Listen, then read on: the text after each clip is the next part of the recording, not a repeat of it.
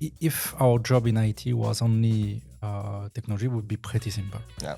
And there you add another dimension, people. Yeah. And there it starts to be pretty fun. It's very historical that Poland and France have been for a very long time historically linked, right? And the French aristocracy flying absolutely. away from France. Yes, and that was the Polish also in the north of France, where I come from. I'm from the north. I started Aurélien Co alone, so I thought that from a marketing standpoint was like convincing to say "Co." I'm not alone. We all did that. Fake it till you make it. It worked. It worked so far. We added the pieces. It worked. Okay, it's a country extremely young. When I say extremely young, it's like the population under 35. At the percentage, probably have it, but it's 65%. 65% is under 35 years old. Yeah, 60 under 30, I think. Yeah. When I say young country, it's not in history. It's like it's really the young population is massive. Yeah. If it was not risky, it would be easy. Huh? And everyone would be there. Yeah.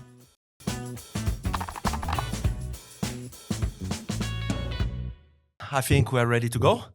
Aurélien Deleusiere, thank you for being with us today. We are a little bit into an inception episode because we are in the Webellian studio interviewing the Webellian creator and CEO by the French Tech, where Webellian is also a strategic partner, right? A lot of Webellian into that, but this is why we really want to know why Webellian is so present into French Tech. And I think it all starts with you. So the first thing is, thank you for giving us the time. I know how busy you are, and I know that you put all that at our disposal to be able to have some free time. But now today we need you because we need to hear about you. We need to hear about Webellian. We need to hear about your plans. And just, understand basically who you are and what you are doing here. So thank you for being here. And welcome to the Red Rooster Podcast. At the beginning, let me also welcome you in the Webellian studio. We're playing on our ground field. Absolutely. Very happy to participate in it. And having the time is always putting the right priorities. Super. And I can tell you that it has been, that's no secret. It's pretty easy to find, right? Webellian always has been very close to the French Tech since the very beginning, has also even participated into its creation. And so here, I would say it's a couple of search online to find that. So there is nothing to hide. But I'm extremely honored to do that. Not only, having you as a strategic partner, but because we have been friends already for quite some time. We know each other for many years, way before French Tech. So it's a little bit weird, but it's also pretty fun, to be here because I know your story. I know quite some things about you. And I think the world deserves to know also things about you. And the words will only be better, knowing things about you. So very happy to do that. Let's dive into it. Of course, we cannot start any story without talking about the person that generated the story, right? So basically, the first thing I would like to ask here, and I know, how long you can go, in the telling the stories, will be basically to share your personal story, right? And to tell us how this personal story has actually shaped Webellian, where we are today. As a kid, I think there is something fundamental that led me towards IT. I was 7 years old, and I got a gift from one uncle that was like doing computer things. And at that Christmas, probably at 2 or 3 o'clock in the morning, still alive, I was like typing in BASIC within the computer. And I think that started there, basically. How big was the machine? Did you need a truck? It was a Sharp MZ80K with, it was even not a Motorola, it was a Zircon 80. Wow. And I even did some research a few years back. I wanted to rebuild my series of computers I got. So I found this one. It's expensive to buy. Yeah. It's all this vintage shit, yeah? And I did buy, after that I had some Amstrad, some Atari, and I bought the whole series of computer. And it's still not done, but to have like shelf where I would put the computers I got when I was a kid. And this basically triggered your love for, let's say, technology and IT, but why specifically did that? You know what?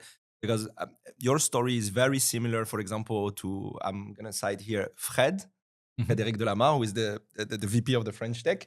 And everything started with a computer that his father brought home.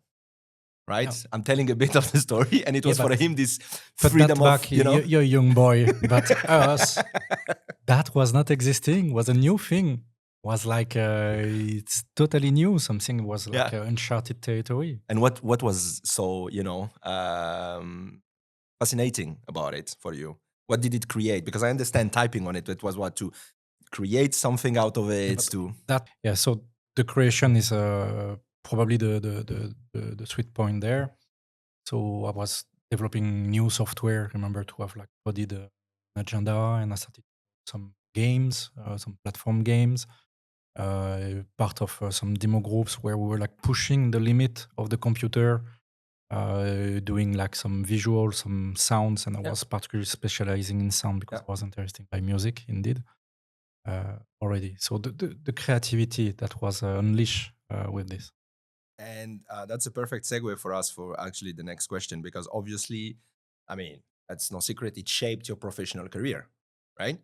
And before we talk about Webellian and how we got here, because again, we're going to talk about creation and about innovation and all these things, but what brought you to Webellian, right? What was the journey, right, that professionally, took you here? Because I guess you didn't start as an entrepreneur from the first day, right? No, but pretty quickly, in fact. Okay. Back at the university already, with my friend of that time, we were like creating an association that was like serving already some businesses to build their website. So we said that we were like in 98, 99, 1000. So that the period of the revolution of .com bubble, a new tool. The internet was not existing before. That's true. So pretty early, I did have a third job where I did learn a lot. Okay. In Digital, that is like a well-known company. When I joined this company in 2001, at the end of my studies, graduated as an engineer. We were like 50 people, and when I left, we were like 1,000 something. So I had experience this environment of how to run a company. So obviously, I started as an engineer position. I went very quickly, like 6 months, as like leading a team for Hewlett Packard at that time. And then I asked, I want to do some sales also. That looks to be pretty fun there. And I had a boss that was absolutely... Until you have a target to reach, yeah? This kind of mentors, basically, those people that impact your life. Say, yeah, sure, let's start. This is a book, this is a pen, this is a phone. Go for it. It was not the period of LinkedIn, and no, it was like... Scouting and cold mailing. Cold calling, feeling how not important you are in the world. Absolutely. And to start to position yourself and understand what is the value you are bringing. Absolutely. So that was my school of life, basically, to get to myself to have some entrepreneur experience. Yes.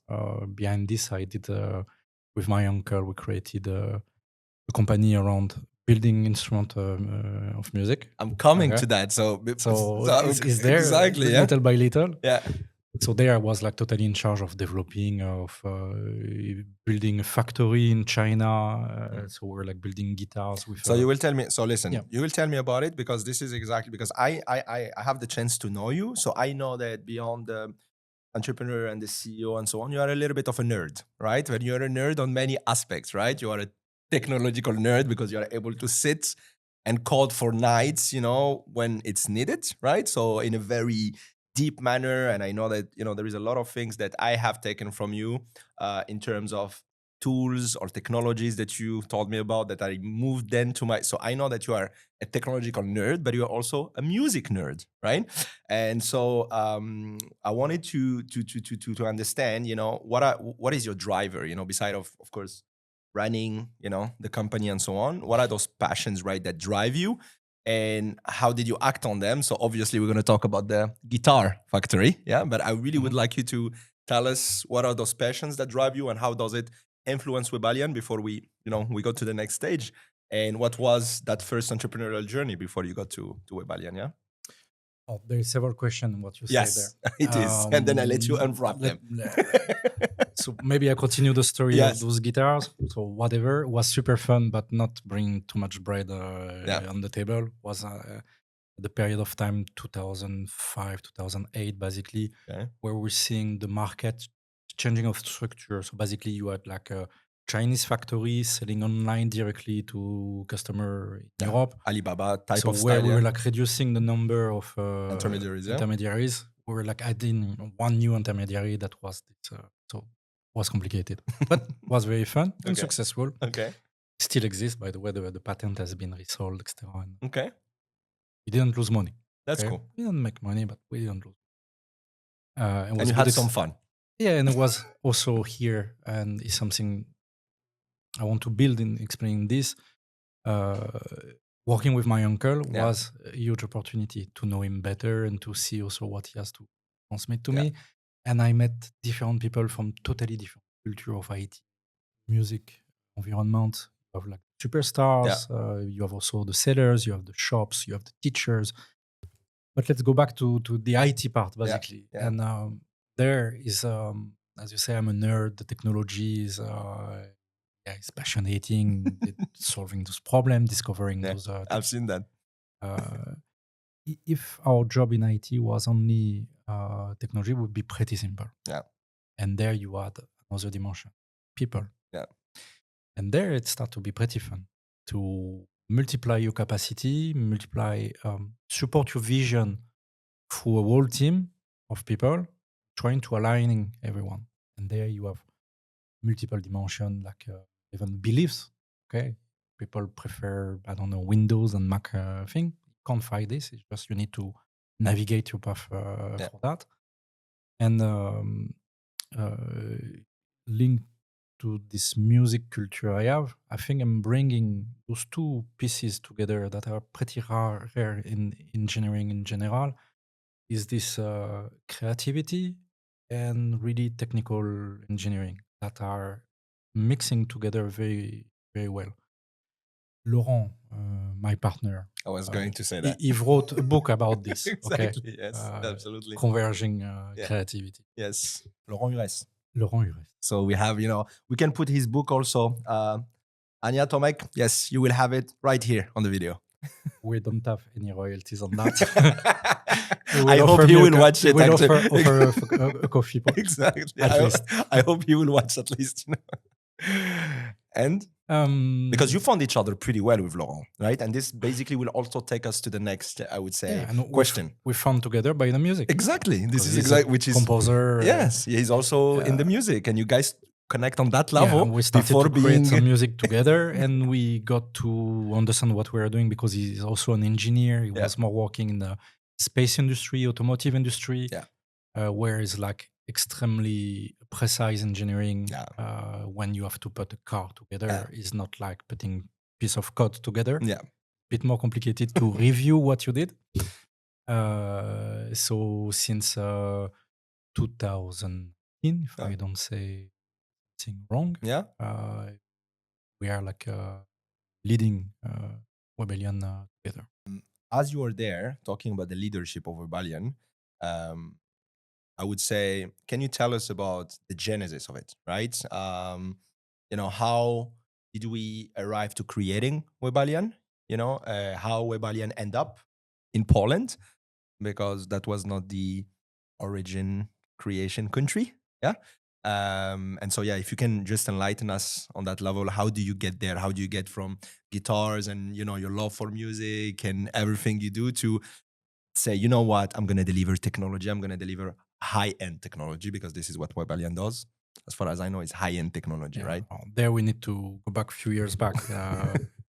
I create Webellian. In fact, not Webellian. I create Aurélien Co. There is a bit personal. Is in 2012, basically, I have kind of big reset in my life, personal life, and through a divorce. So I came back with nothing, basically. That's how it goes usually. And I started Aurélien Co alone.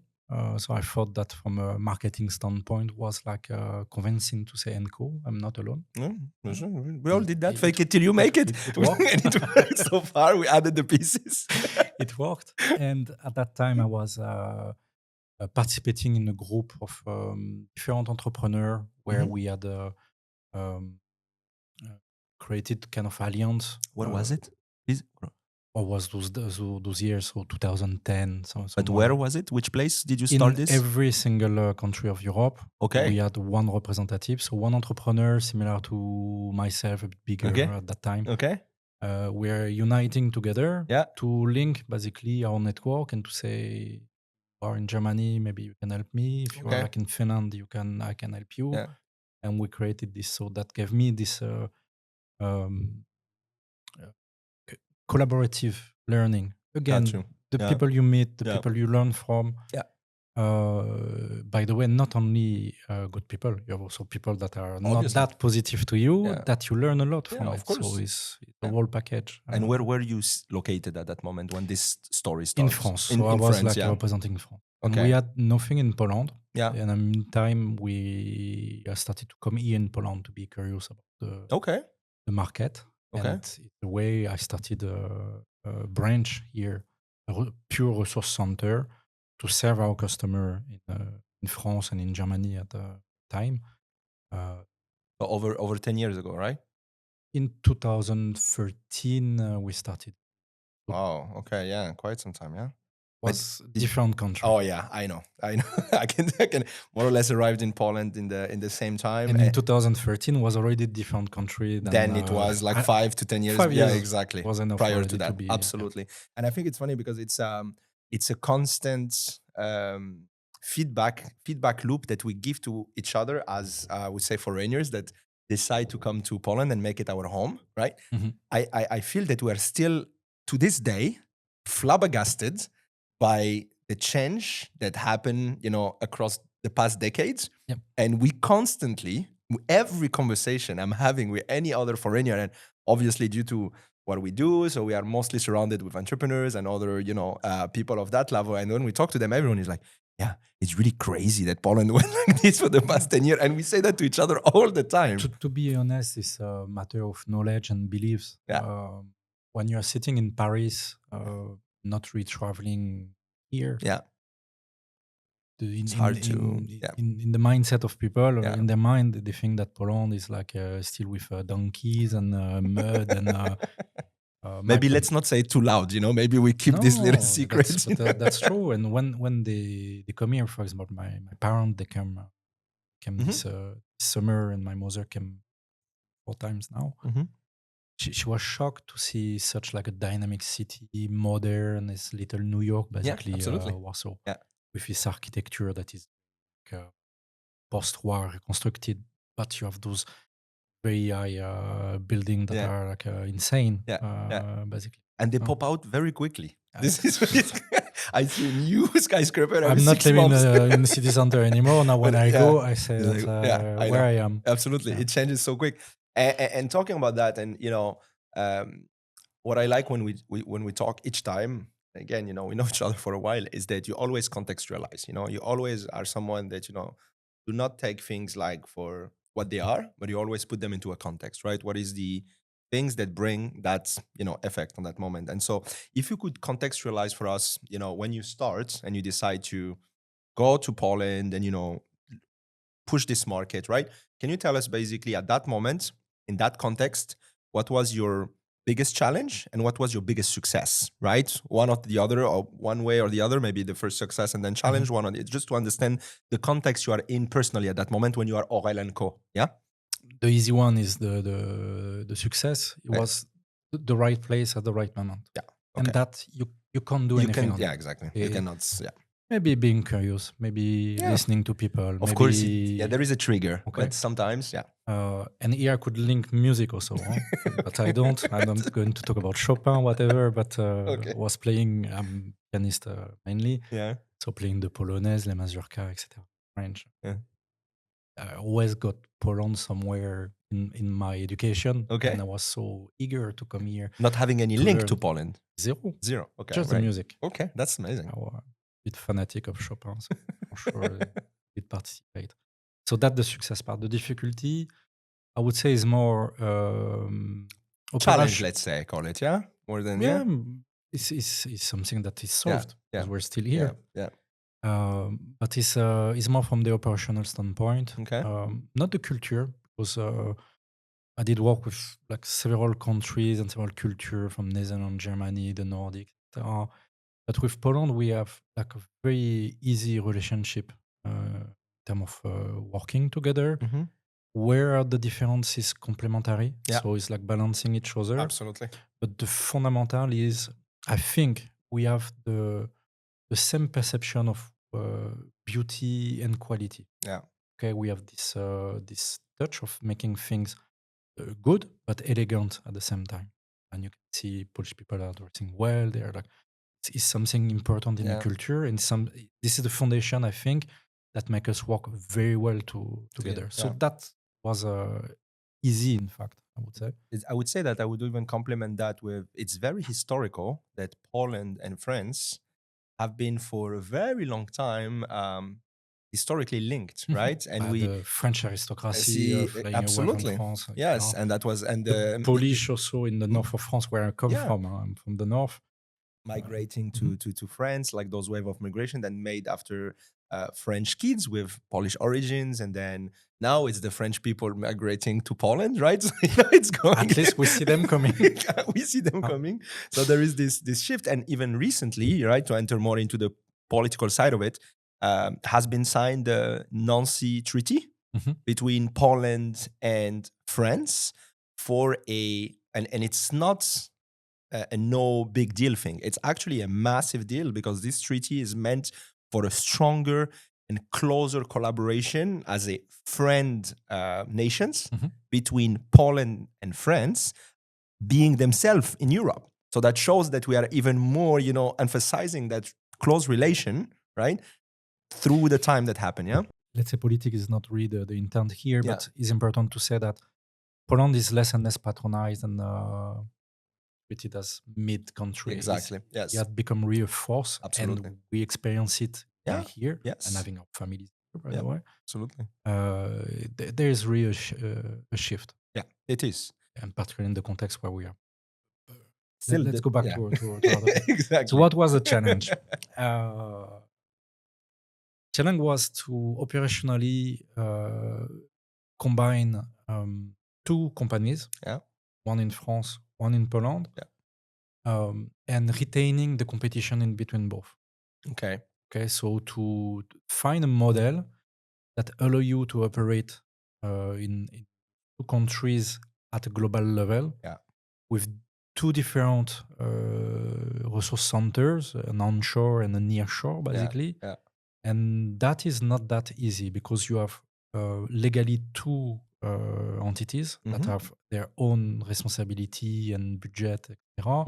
Meanwhile, you need to operate at a larger scale. So that was really the piece of knowledge that I had to learn and figure out and experience and understand why most of the global companies they are organized the way they are organized for the good reason. But I had to go through this journey to conclude, okay, the way they do is the way we.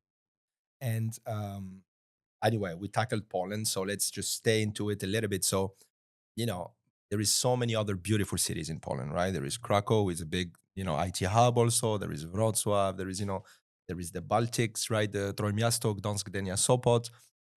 Why do you choose Warsaw? I would say maybe for the practicality of it. But maybe you had another reason. But and the reason is pretty simple. I'm Parisian. So.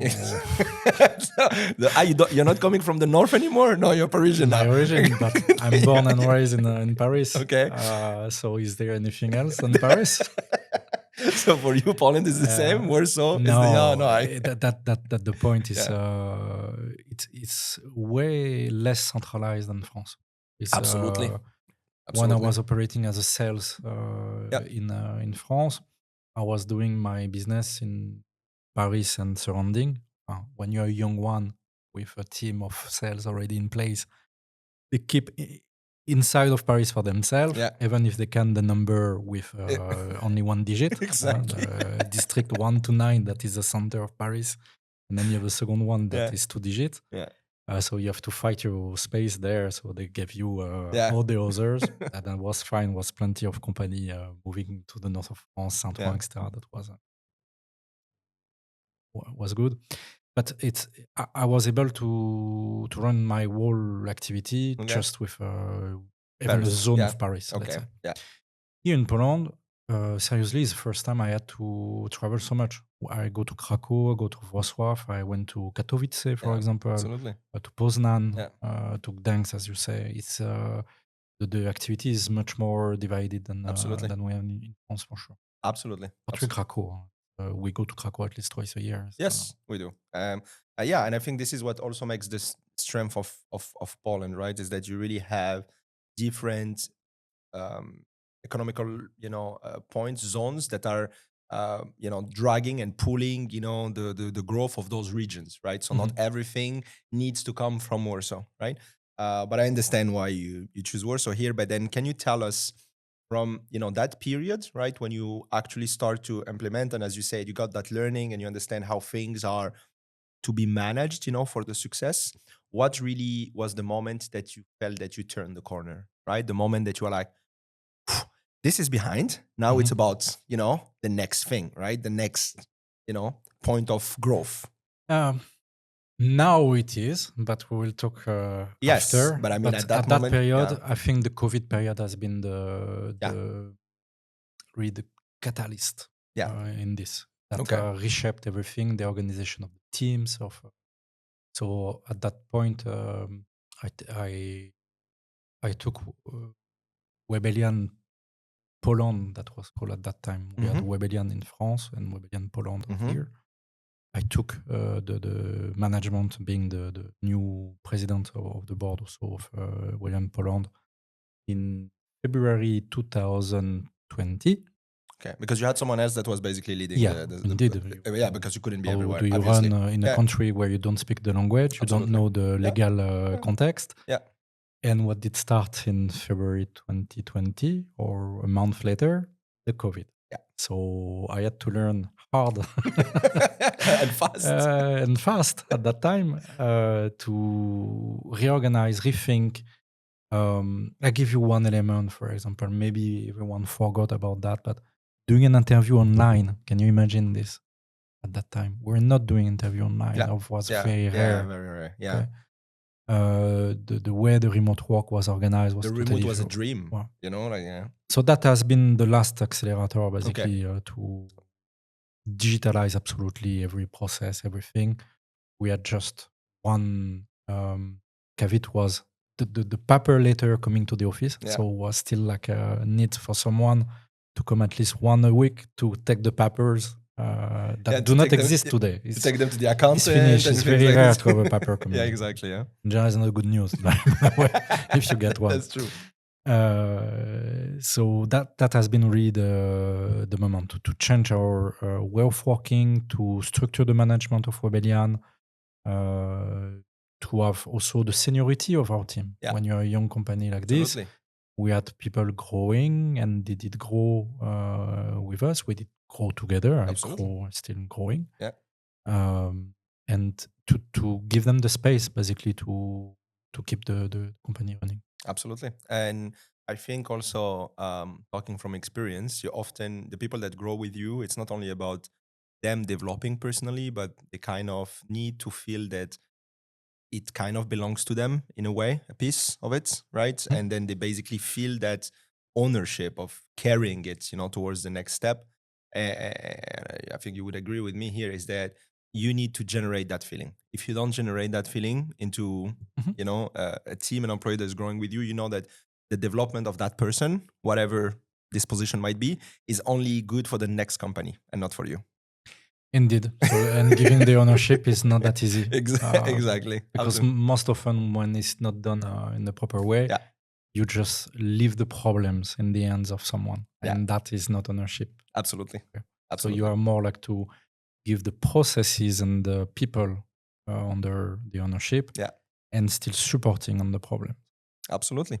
And that's great because now it gets me to because from everything you explained, right, from all those experiences and travels and different experiences and different professions or experiences, now it really feels that you are sitting and well seated into what you do with major clients, with high end again technology, that you have consolidates what Webellian does, on the tech market. And easy to see, we just need to open some magazines to see the ranking of Webellian, in terms of the delivery, in the tech in Poland. So that took you over a decade, right? 13 years. We just had the anniversary celebration last week. That's true. Yes, that's true. That was 13 years. So now, 13 years looking back, we did it. Now, if we look at the next, let's say 10 years, right? Let's not use 13 again. If we go towards the next 10 years, right? What are you seeing on what is your vision? Because I know, and I know you also, that you usually are the type that gives the possibility to people to express their vision, but I think we rarely ask you about your vision, right? So I would really would love, and please don't go operationally. Give me your vision. Give me that big picture that you have. Maybe the most important is what value we're bringing to our customers is I think our agility, our capacity to move faster than a bigger group, because our customers are like majors, global company of thousands, hundreds of thousands of people. So obviously comes like this infrastructure that allow us as a small fish, basically moving faster, like discovering new platform technology, whatever, to bring it in. And beside also the other leader of the industry, no shame to say that Accenture, Deloitte, probably even now Data Consulting and others are leader and big companies as well. Yeah. And we work in general beside those because we're keeping this agility on. And that, in terms of vision now, is how can we continue to scale over this 100 something people, keeping this agility and not bringing this layer of compliance and like killing basically what make us appreciated and needed Absolutely. by Yeah. our Understand. customers. That one layer. The other layer, obviously, I can't ignore that by software development is something happening in the industry. Yep. Absolutely. It's really a surprise for everyone. That speed, basically, we talked 3 years ago for the release of ChatGPT. Yeah. Was absolutely not in the mood to. I remember we're like doing some SWOT. What are the threats? IT, software development. We'll never. No, it is actually. Yeah. It's there. It's right there. There you need to have vision to understand that at the very start, that is going to be a huge impact. Yeah. So already we have reoriented Webellian as more generalist consulting firm. Yeah. Dragging our people less in the development and more to the analysis. So participating in the early phases of a project. Yeah. And it's where clearly we will go for the future. Yeah. The majority of people now are non-developer Webellian. So that is concrete result of vision we had about IT. Software development specifically. Also at the personal level, individual level, our developers, we are like bringing back in the recipe in developer, no, engineer. Okay. What you talk about today, this is the job of an architect, etc. We need to reshift this. So old enough now to, and as an engineer, to see the wave that went from the 2000s basically toward the 2010, where the developers ultra specifically specialize in the backend, this technology, front end, that technology, that we need to de-specialize the people and make them like understanding the business requirements and participating in the business value that we're delivering. Okay. So that shift is done. And meanwhile, the actual context where we are is threat. It's also an opportunity, Mm-hmm. as now we're positioned to see that there is still a huge demand, and we need to be able to scale and follow this demand. Mm-hmm. So is where we have opened new resource center Mm-hmm. in an uncharted territory still. So in Uzbekistan. Mm-hmm. So it's not totally new, but we're in the early stage. Mhm. And so we are operational since April there. And I have the feeling is in reality, I'm doing right now from Poland, Uzbekistan, what Mhm. I did from France Mhm. with Poland. Okay. So already the experience, the maturity. We know how to operate two entities in parallel without cannibalizing each other. Which is a tricky part. It's always a tricky part. It's always a It's tricky it's part. it's difficult because there on Yeah. top is you have an offshore with nearshore. Yeah. So basically, beside the quality of Yeah. what we are doing in terms of selection, recruitment, the price is easier. So you can't come in and say, "Hey, we're cheap and better than Webellian in Poland." Absolutely. It's more complicated. It's Yeah. complementary. We need to position all of this clearly and how it is in reality. So can you, because you touched on it, so I was getting there. So I have two questions before we fully dive into Uzbekistan and where you're going with this Mhm. offshore and this offer and so on and so forth. The first one is that I know that you had a similar venture of creating another nearshore or even onshore into another country, Mhm. and it didn't pin out, which happens in the business. And how do you see the difference between what you did previously, right, and what you are doing right now? How do you see this? Or maybe you tell us what Yeah. didn't pin out over Alors, there. we had the opportunity to start an entity in Barcelona, in Spain. Absolutely, that's what I was Okay. referring to. Again, is the period of the COVID Mhm. has reshuffled the cards.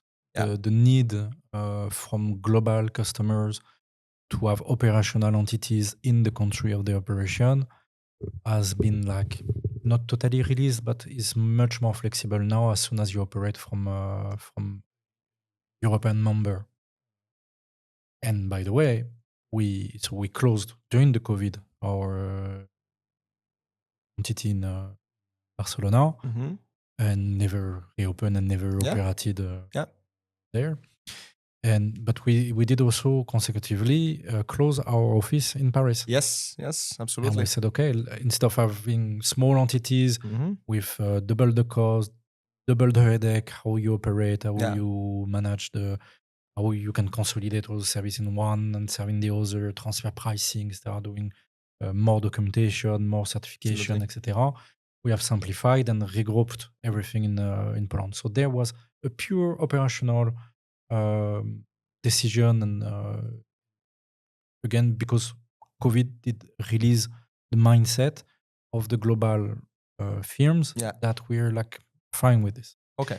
Uzbekistan is out of Europe. Absolutely. So there is compliance topic that step in on top. Mhm. So probably will be not probably it is by design different Yeah. than having Absolutely.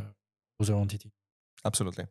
Okay. So what I understand is that at some point you just made the decision of optimization, right? And say, listen, what I'm having in Poland makes perfect sense to run the whole business. And then I don't need to show that I'm big just by having different centers everywhere, because I can actually deliver everything and being even bigger in Poland, right?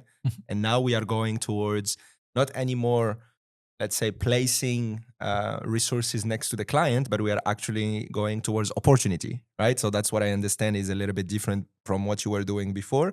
And this new move, right? Tell me if I'm wrong, is that it's a matter of, okay, how can we still sticking to the vision, right? In the vision, when I say agility, uh, it's opportunities basically. Yeah. It's capacity to still follow the opportunities. Do we have a plan exactly we know where we are in Mhm. 5 years? Can put a driver. If we are good managers, the driver will become true because we manage towards the drivers.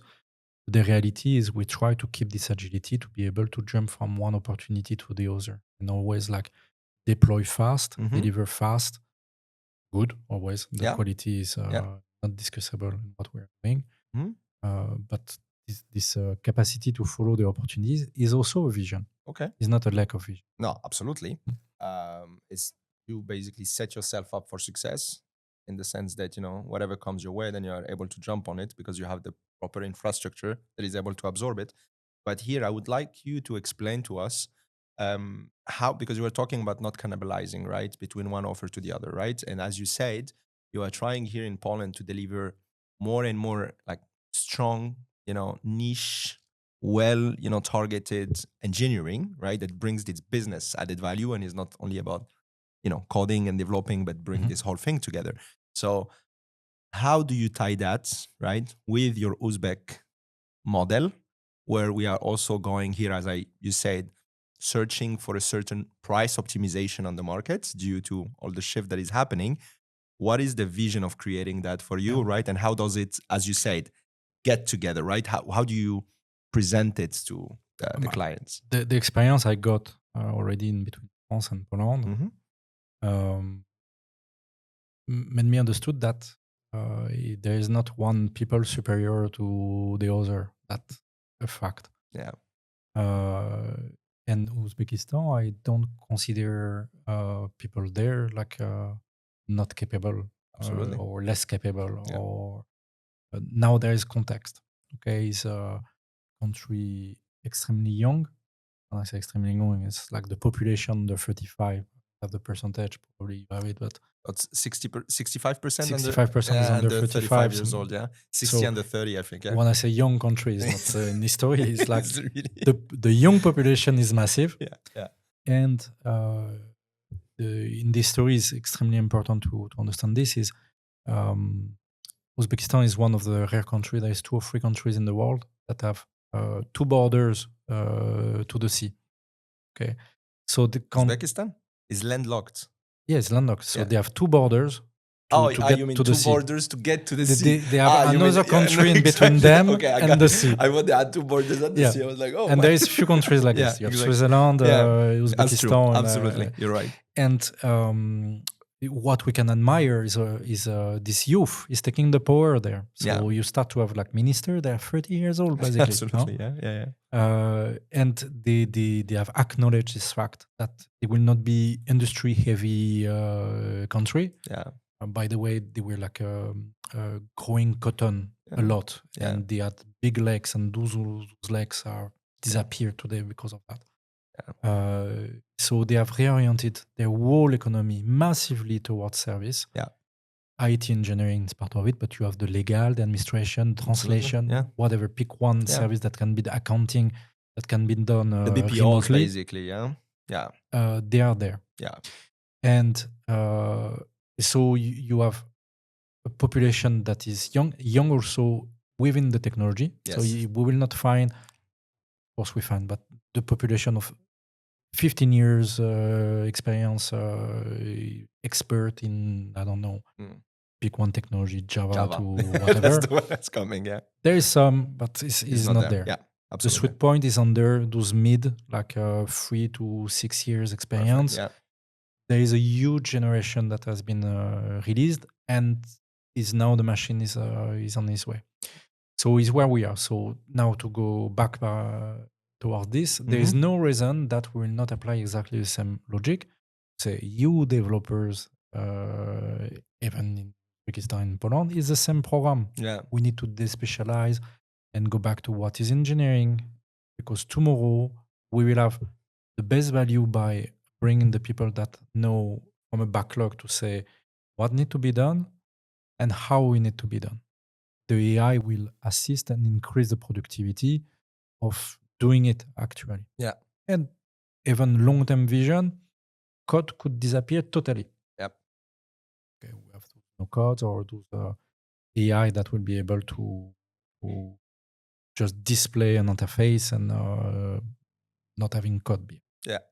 Long term, so not today, but already this is our driver. But it's exponentially going that direction. Yes, but we are humans. Yeah. And we will not follow this speed. Yes, absolutely. It's not doable.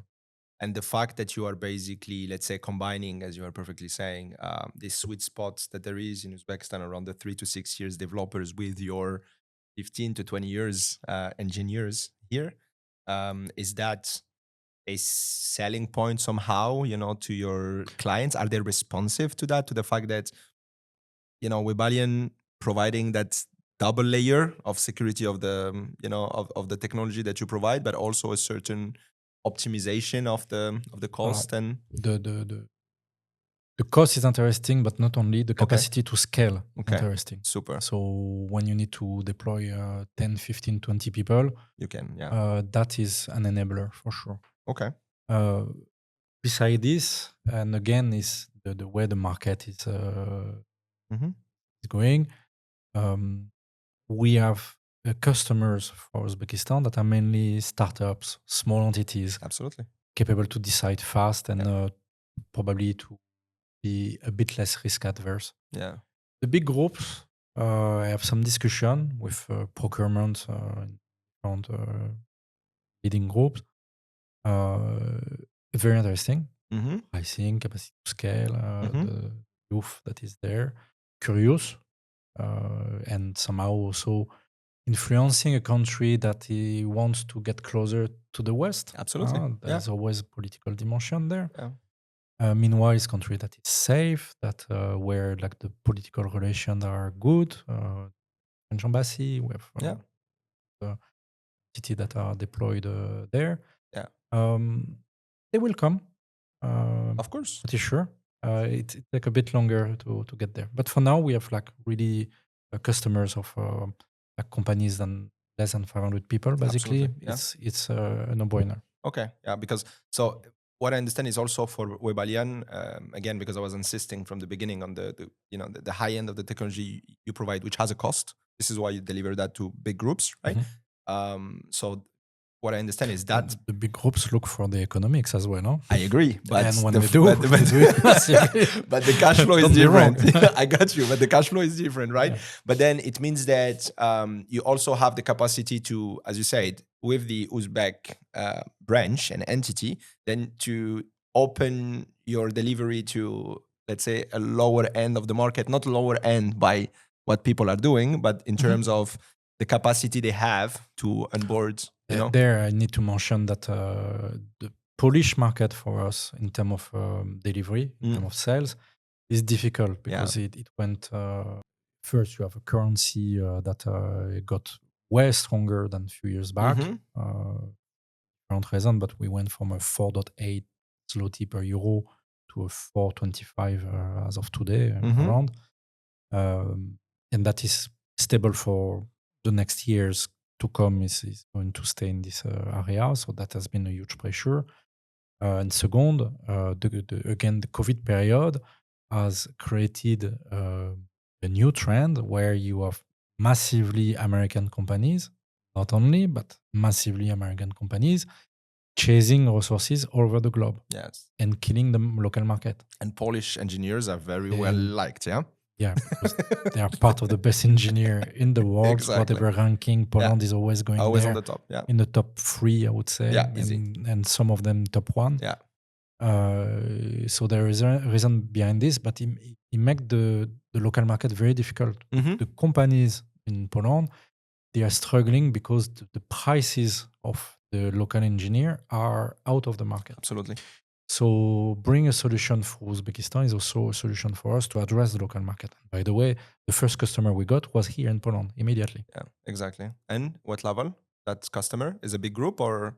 Still less than 500 people. Absolutely. The one that are deciding fast, etc. Yeah. But it takes longer with bigger groups to sign. Big leads. But we get there. Okay. The interest is here. That's, And then staying on that, because obviously there are few known offshore hubs across the world. Few of them, a couple of them. Yeah, I see 3 in my head, right? From the get-go. India. Vietnam. Thailand, Bangladesh. Thailand, let's say. Or India, Bangladesh, Pakistan there. We can also have put it as, Still difficult there, but compliance, etc. But so those hubs, right? How would you compare those hubs, right, with what you have decided to do in Uzbekistan. I know that it has been for you only a few months, right? And you're Mhm. still in that Mhm. discovery process and the scaling process. But I really would like to touch on not only the market, which you explained, the demographic, and where the population is going. That's one thing, but it can be also we can also say the same thing about India growing and so on. But what about the culture, and what about the delivery? How would you compare those offshore points, and what Uzbekistan has showed you on that matter? Is it so Alors, far? there, honestly, there's a very practical reason. Mm-hmm. We have customers in Australia, Mm-hmm. and we're struggling to find how to drive efficiently our project with people in Sydney and Brisbane. So we have like a shift of during the winter of 11 and 12 hours, and during the summer of 9, 10. Mm-hmm. That is massive. So Yeah, basically, it's it's crazy. really It's a day. It's like, yeah, absolutely. you have like 1 hour in the morning, 1 hour in the evening, That's depending. it. Yeah. It's difficult. Or you work from 4 a.m. and or to midnight, what we did for a period, but it's Mhm. not sustainable. So I wanted to recruit some people in Australia to manage locally and be able, but the same problem. How do you keep You contact the them. Yeah. track with your own people? Yeah. So it's even worse because you hire people with less experience. Yeah. We did try to see if we can send someone from us there, but it was a bit complicated. So I said, okay, we need to find something in the middle. India is very well placed. The Thailand is one also hub that is acting Mhm. there. You have Singapore, etc. It's different, but um, Uzbekistan is replying to this problem. Okay, so we have a 3 hour shift during the summer, 4 hour during the winter. Mhm. It's only 30 minutes behind India in the end. India is very Yeah. shift in terms Yeah. of time. But the plane is 6 hours, less than 6 hours Yeah. to go there. So it's much more accessible. It's not like Mhm. a full night of traveling. So that was the central point of looking for. Then obliged to go back to the the vision from the industry service Mhm. in Uzbekistan. You have a program that started a few years back, but really is in force now. Is this IT Park program with whom we were like discussing and offering a secured environment to install, to develop, and to have like local uh, helpers, support Yeah. in everything you need from bank, from the accounting, from the legal contractual topic about employment. And that is really a fast track Yeah. in that in few weeks, basically, we were able to operate and recruit our first people efficiently. Super. So all of that together made us like Makes say, Uzbekistan, why not? that makes sense. Okay. Um, and if you look at what you have already accomplished over there, and still staying into that vision aspects of things, right? What are you seeing as a midterm vision for your Asian branch, right? Like how are you seeing that development to Mhm. support Oh, what you're doing here? again, 2 layers there. First Perfect. one, Webellian Asia. Yeah. Uh, there's a spirit of opportunity. So for now, we're like signing new contract, bringing new people. When I'm talking this morning, we're 12 employees there exactly. Yeah. So it's still very small team. Yeah. Okay, but it's like 3 months we're operating. It's So getting there. it's just already surprising. Okay. Exactly. But we expect to grow massively over the months to come. So we mean that we need to structure local management, leadership, engineering manager, Yeah. HR, and keeping this relation with Poland, installing the same culture. Yeah. That is really the distance. So traveling some people from here there, traveling people from there here. Absolutely. Because again, go back always about the people. Yeah. If you know each other, it's totally different to have just a name on Zoom call. Makes sense. And the second layer is why limiting ourselves to Asia? Okay, we're like serving global customers from Australia to US and Canada. So we have the same need on the other direction. So we are looking to South America right now. Could be Costa Rica, Argentina. The Mhm. comparable programs basically that are there. So this is incubating. Don't say we're going to do it, Yeah, but very likely we could start even with a partner there. exactly. There is far. Huh? Yeah. Uh, It's not 6 far, hours. but that would bring us really this around the clock Yeah. fluorescent And then service. Webellian would cover basically the whole, And it's clock required. rising. We need to develop that direction also. One step after the other. Absolutely. We will not die of by our ego, just for the fun to have this service. But we're building the service when it's needed, and you can do this because you anticipate and you know already. You have already a plan for that. Yeah. Staying on that note, you that already, basically erased those doubts when you moved from France to Poland, right? You already did that process, and you let's say destroy those barriers in the mind. As you said, you sit in Paris and you're like, oh, why would I go to Poland? So you already took that away from the head. And now you're going to Webellian. So I guess also to Uzbekistan with Webellian, with the same feeling, which is I did it already. I don't have this, prejudgment. Um, what do you answer to the people that actually don't have that visibility because they never, have done something like this, and tell you that it's a risky move due to where it's located and, potentially the geopolitical influence that are around and things like that? What is the approach that you have towards this question, which I believe can be legit, and maybe those big groups also would be asking such questions? How do you answer to that? If it was not risky, it would be easy. Huh? It's and everyone would be there. Yeah. So it depends on your style of management if you are like risk averse or not. Yeah. We work a lot on compliance. So risk analysis is really one of our core capacity, and we know that the risk is contained. There is some risk, but today it's not that risk. Okay. Okay? We know that safe country, stable country, turn to the west with a population of engineers that is growing fast. Yeah. So we take the risk. We're at the beginning, and we think that is the great move that everyone is looking for. So I think we're gonna leave that part, and I want to I want to see you grow that.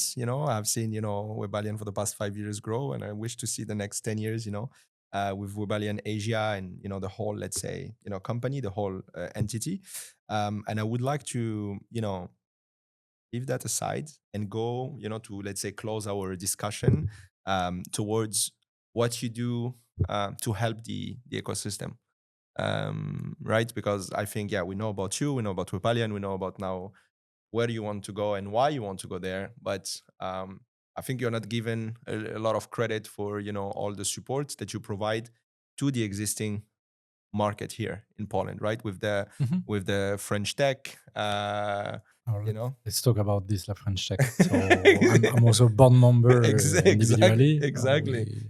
And yeah, so I want the very first question is, why was it important for you, to become partner of La French Tech?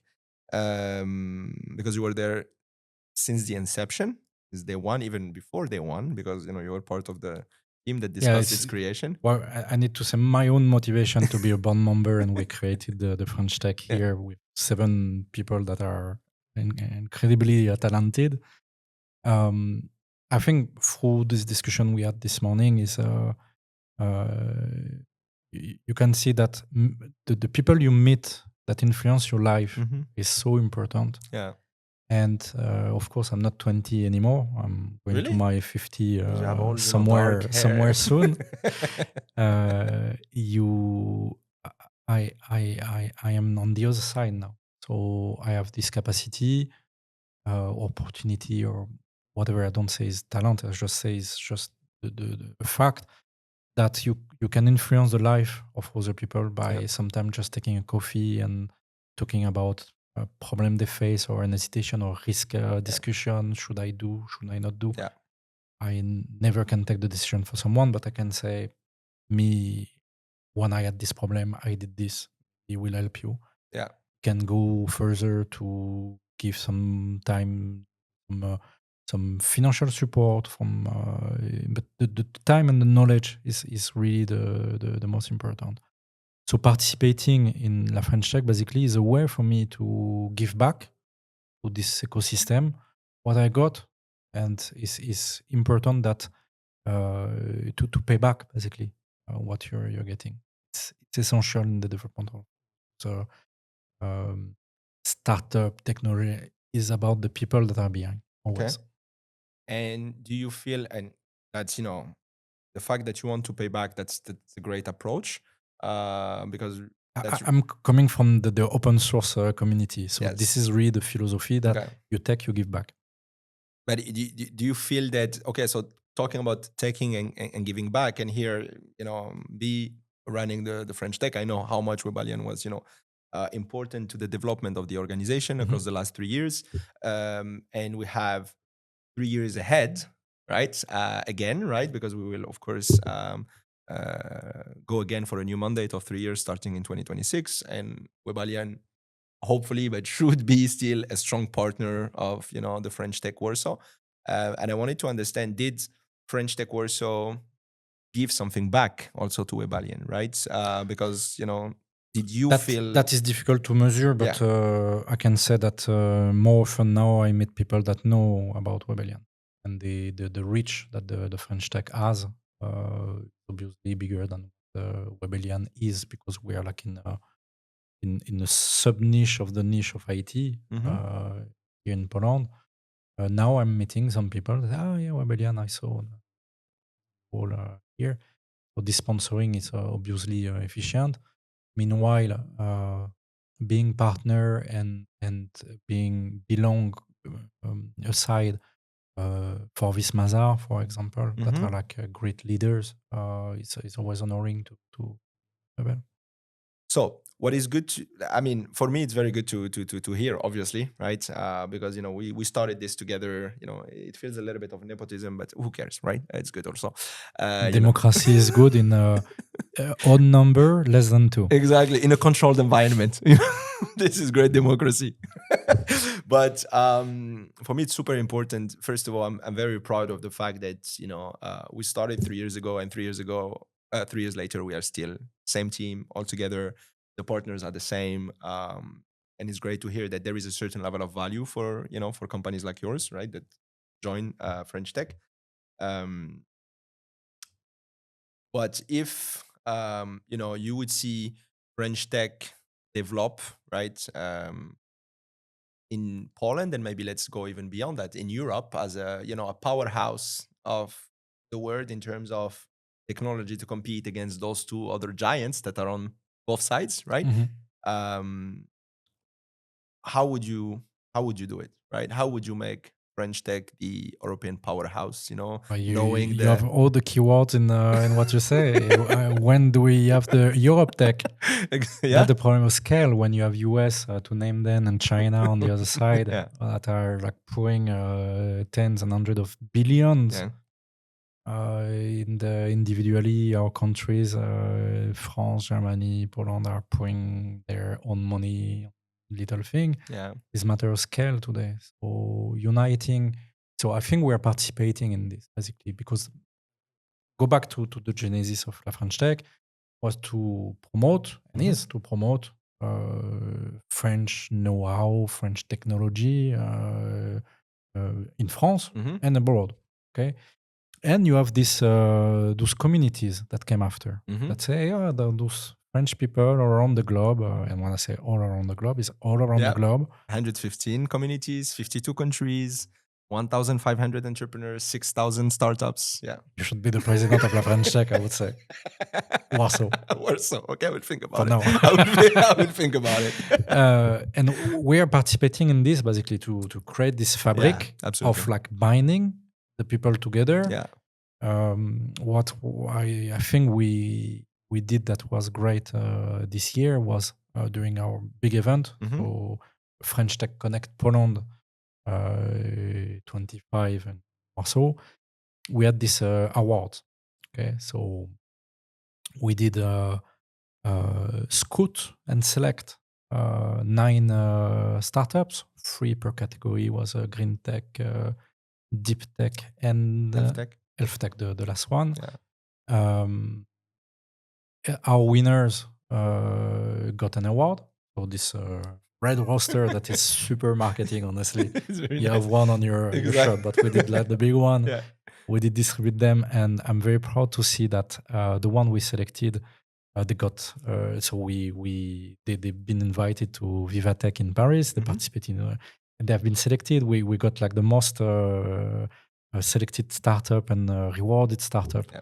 Polish one from Warsaw. Exactly. Exactly. Yeah. So that is one of the impact we have. And I saw, for example, finally, that is really great startup. They are like basically capable to evaluate your vision and the correction you need with your glasses through just the camera of your iPhone, which is crazy. This is Can we please put the finally logo here? Look at this. This is and look at them. And they just got selected by Techstar. Yeah.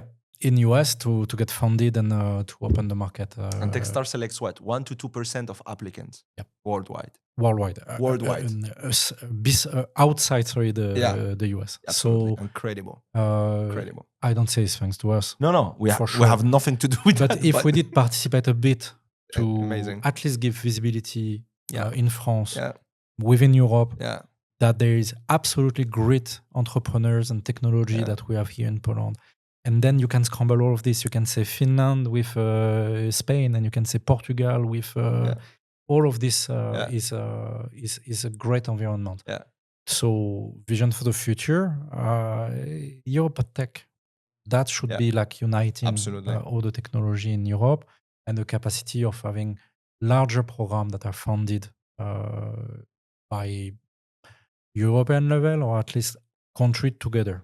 So already there's a lot of initiatives, but to have it under one umbrella might be the most difficult, but the most rewarding at the end. Yeah, as usually. Yeah, the ratio reward. Yeah, there is out of our hands. That's we are just here doing our little soldier thing on the ground, and let's see what comes next. But Aurélien, after this long discussion, which was like pleasure, it really like. I think an hour and a half we are recording. It passed like 15 minutes, to be honest. I didn't touch the cheese. You're actually very strong, because I sneaked in a couple of pieces and they're pretty good. I really, it's such a pleasure to see how structured, the vision is, from where you went, where, as you said, you were, ready for the opportunity, right? And then taking everything, putting it together, and then arriving to this. And I think we have all a lot to learn from, what you have told us today. And again, I would invite everyone to seek, for Webellian online and see what Webellian does and, how potentially it can help you. Come to us. We speak many languages. That's the idea.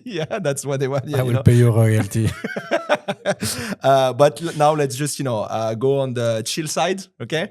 And I will ask you a very quick fire round of questions, okay? And you just have to give me, your answer, and we will put the answers. I have to say it's not on the paper. It's not on the paper. And it's just basically we'll put them on the screen, so people can refer to. The first question I have for you is, what was the book that made a difference for you and that you would recommend to anyone? And I need one book, right? One book that you read that really had a deep impact and you would say like, this one, if I had to give it to someone, is that one? We're going to keep it professional, probably. Where your mind was going. No, we can go to a novel, whatever. So I'm going to focus on the business the books that are like more in the business. I would hesitate in between two, but let's go for this Blue Ocean, Red Ocean. Blue Ocean, Red. Can you quickly say what's basically is to take some macroeconomic concept through concrete examples and to learn about how to disrupt one business environment. Okay. So first example is Le Cirque du Soleil. Okay. Circus is dying, is Red Ocean, so it means that there is a lot of blood. So the only competition is like doing cheaper, faster, and that is like really a logarithmic scale that you really optimize. And how possibly you can change the game and go back to a blue ocean where the sharks are not there. Okay. So Le Cirque du Soleil is this example that is taken there, that out from an environment that was totally dying, you had this extraordinary story of this Canadian circus that that reset totally the standard, not only of the circus, but Yeah. of the whole show activity over the world. Absolutely. So Red Ocean, Blue Ocean will appear here. Go check it out. The next one would be a movie. What is the movie you would recommend to anyone to see? What is the movie that, it can be even a stupid rom-com, yeah? But what is the one you would say to people, this one, that's the movie I would take with me? The first rule, we don't talk about it. So I would say Fight Club. It's Fight one Club. of my favorite movies. Yeah. Fight Club. For a lot of reasons. Oh yeah, absolutely. So Fight Club for the ones that didn't see it. Maybe the young generation, because we are start to get old. So for us, it's Yeah, you have it on VHS. All right. The next one would be, today it's a pity because usually we have wine, right, with the food, and today no, because we're not alcoholic and it's too early to start drinking wine. I mean, it's noon 40. In France, it's acceptable to have the apéro now. Kind of, exactly. But let's say one wine you would recommend. Gevrey Chambertin. Easy. Is it red? Is it... There's other wines. The same. That will be basically posted here. And last but not least, and I know that I had to finish with that, what is the music that you would recommend to anyone to listen to? That is your go-to music. I can give you two because I know I'm torturing you, right? Yeah, because here I'm obliged to say Chopin, but first is not original.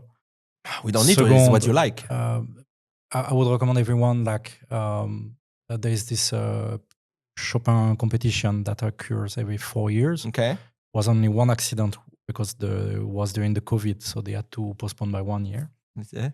That is something you need to do once in your life. So it starts in 2 weeks now, is this year. So my advice in 4 years, plan this. Okay. And now if I need to go more, there's so multiple. Maybe let's go for Archive. Archive? What? I don't know those guys. Okay. Discovery for you guys. Super. So we'll put Archive here. The album London was. Okay. Yeah. Archive, London album. Thank you, Aurélien. It was such a pleasure to have you. It was such a pleasure to finally give you a little bit of the spotlight and the mic, so you could, explain to everyone how did we get here and how did you get here. And again, you have the final word for the end, but it was an honor to have you in the podcast. It was an honor to receive you in Webellian studio. It's a bit weird this morning. Exactly. But it's such a pleasure to construct all of this beside you. Thank you. It's a pleasure. And everyone else, please go check our social media, check our LinkedIn. This is where we share most of our information and events. Come make the community with us. We are not an online community. We are an offline community. We like wine and cheese and, nice stuff to eat. So come share that with us. We are always happy to see new people. On to the next. Thank you again, Aurélien. Thank you.